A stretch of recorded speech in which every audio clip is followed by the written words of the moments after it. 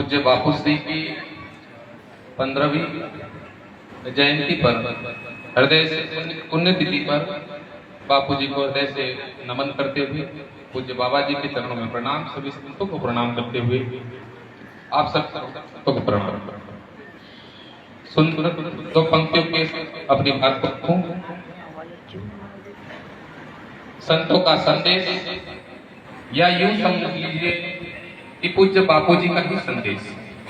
संत कहते हैं कि जिंदगी में विश्राम चाहता है तो बस एक काम कर।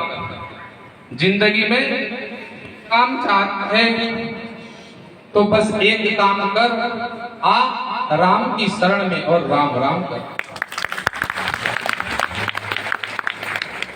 इस कार्यक्रम के निमित्त पूज्य पाद गोस्वामी तुलसीदास जी ने साधु संतों की महिमा का गान किया है।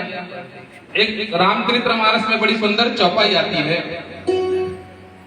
गोस्वामी जी कहते हैं कि ये सारा समाज संत महापुरुषों के चरणों में वंदन निवेदन क्यों करता है?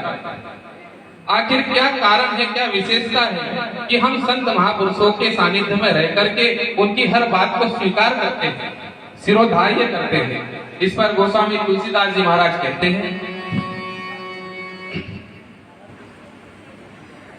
साधु चरित्र शुभ चरित्र कपासु, निरस विशद गुणमय फल जासु।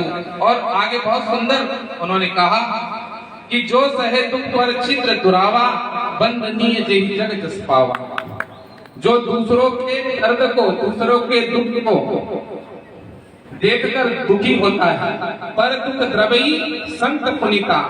और जो शरण में आए हुए की रक्षा के निमित्त अपने शरीर तक का बलिदान देता है, तपत बुझावे औरों की गुरु देवे अपनो अंग। बस इसी तपस्या, इसी त्याग, करुणा और दया के भाव के कारण ही बंधुओं ये सारा समाज साधु संतों को नतमस्तक होकर के प्रणाम करता है।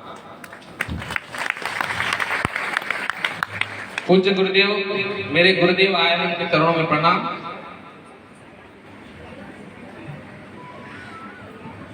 अंत में आपसे निवेदन यही कहूंगा